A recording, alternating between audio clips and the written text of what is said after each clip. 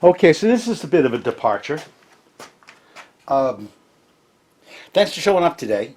We're going to launch into a project that starts out with a little sketch. Of an old friend that's going to be looking for a new home real soon, and I'm just the guy to help her out.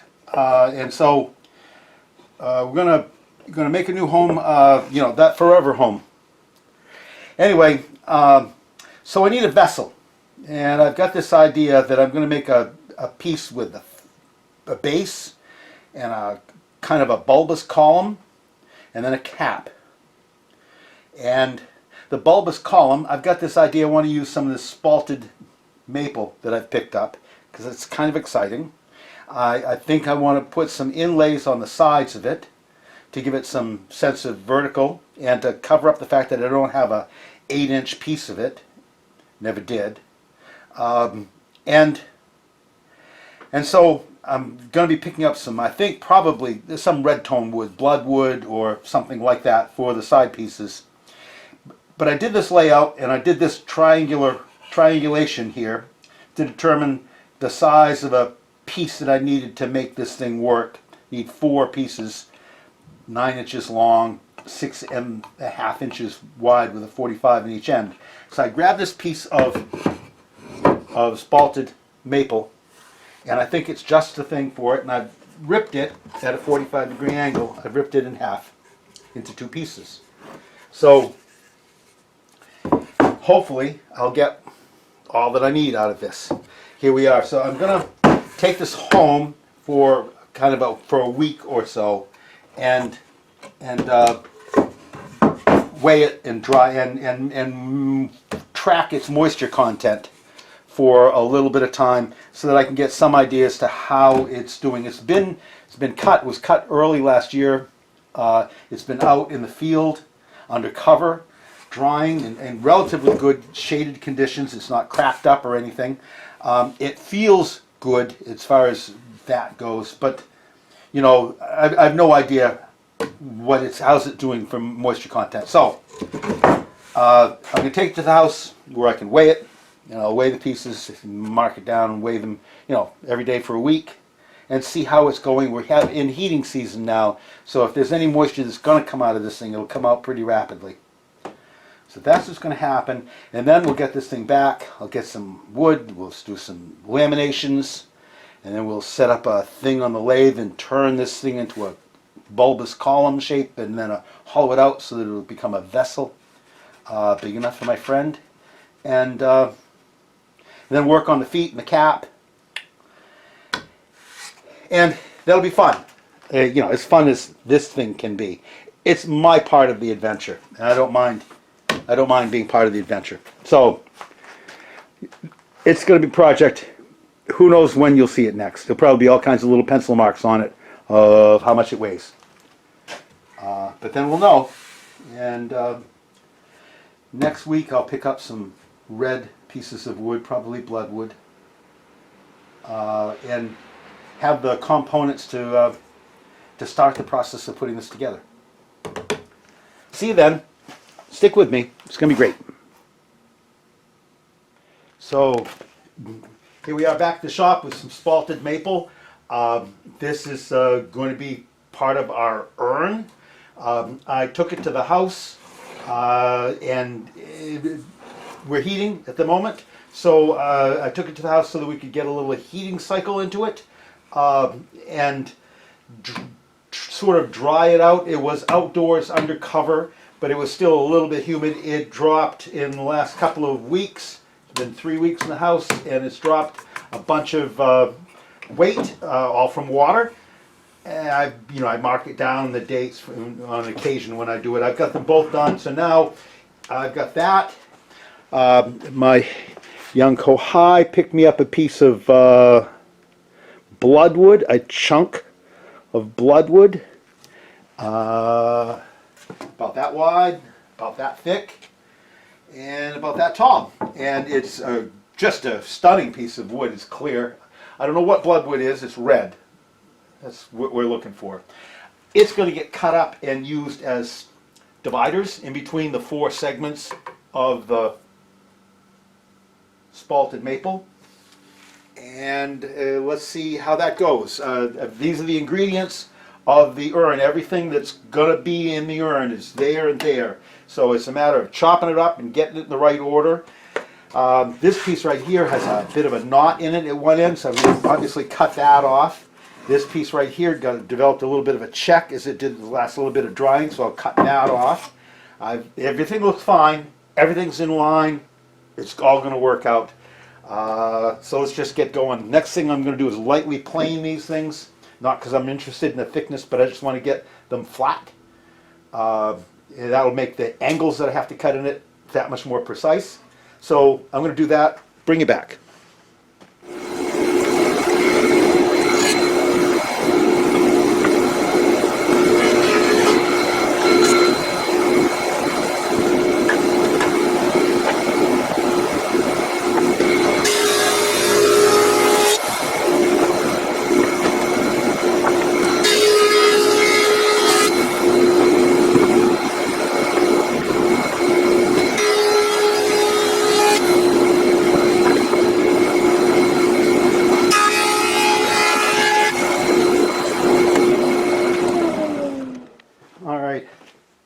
It planed a little bit. I think when I'm done, I want this to be about 8-inch, the vault itself, so to speak. So 8, I'll call it 9. It will get some edge issues. I'll set it for 18 and a half maybe. There we go. We'll do that. Let's chop these, and then we'll get around to mitering them, and then we'll figure out what we need for fillers. It's gonna be fun. Somewhere in this mess is a chop saw. That's great. All right.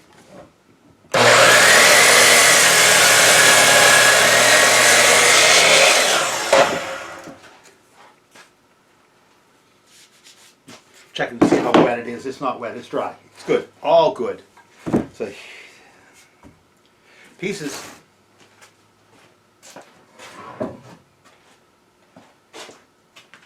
This one's got a knot in it, but I think I'm keeping the knot.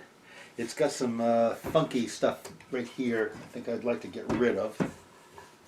This business right here, not good. So that moves us down to the knot region. The knot doesn't go all the way through, so there's a good chance that when I turn this thing, I'll get rid of it.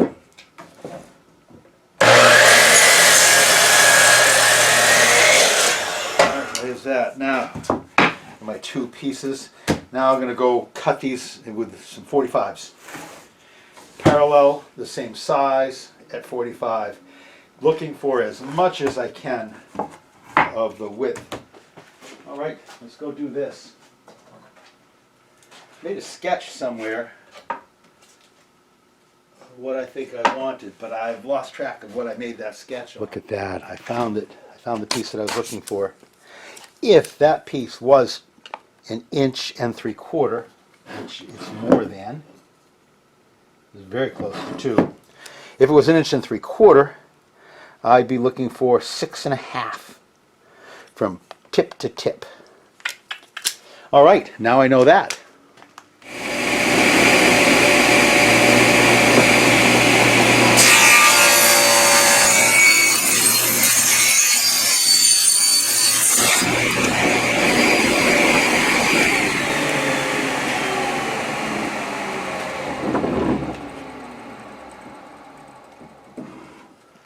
You know, I could cut a little bit more off that. I don't need to cut a little more off this one, so I'm just going to do this one. Just do that. It'll give me a little bit better edge because I'm going to be riding along there. Let's do this. A little bit better edge.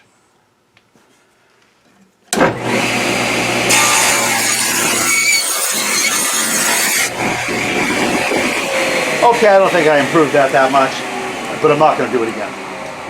So there's that. I'm touching. That's the important part. Okay, come over like 1/8. And that'll be that. Here we go.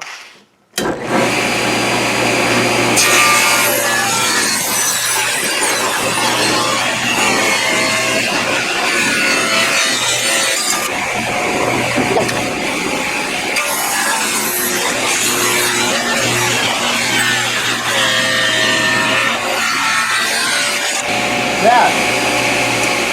All right, let's chop these in half and then take a look, see what the bloodwood looks going to look like. I need 5/8 inch pieces for the bloodwood to work out. At least that's what I think now. For this to work out the way that I want it to, I'm going to need to glue these temporarily. Once I get them glued together, I'm going to glue them onto some sort of temporary support and turn them into a round shape. I think. Boy, I really, you know what, I'm a little weak on how I'm going to do this. 9 1/4 is the middle of this, I believe. 9 1/4, thereabouts.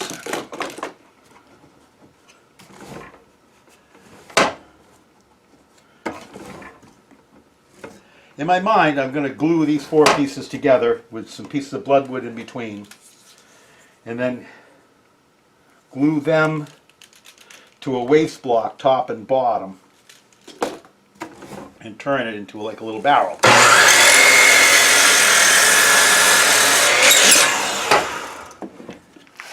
That's what I'm thinking. I'm going to mark these A and A, and the other two B and B. Boy, you can see that, huh? B and B, because I want these alternating. I don't want to put both of those together and then both of these together. I want them to be back and forth. I'm sure you understand. 18 1/2, 9 1/4. That's 9 1/4 from that side. 9 1/4 from this side. It's not that important. I just sort of want to keep an eye on the length.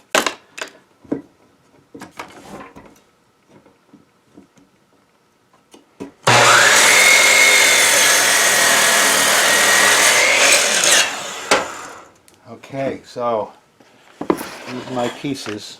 That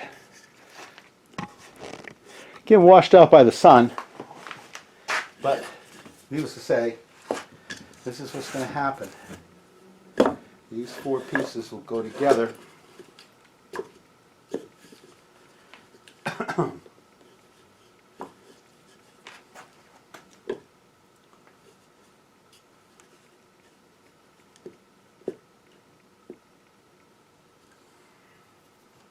Not exactly perfect on the 45 part.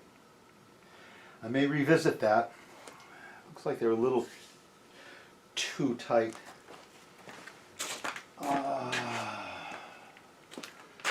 Grab a framing square.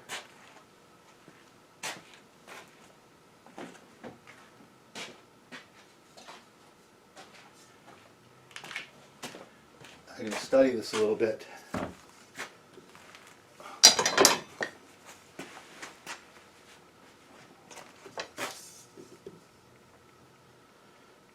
Yeah, I cut a little bit beyond 45. Damn, it's always some damn thing. A little bit.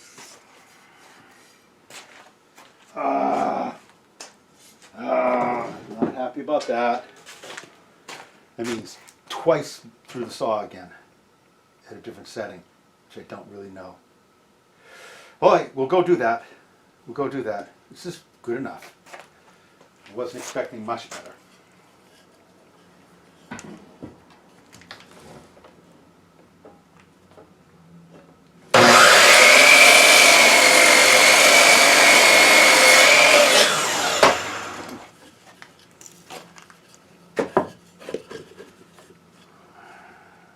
Okay, we'll go do that.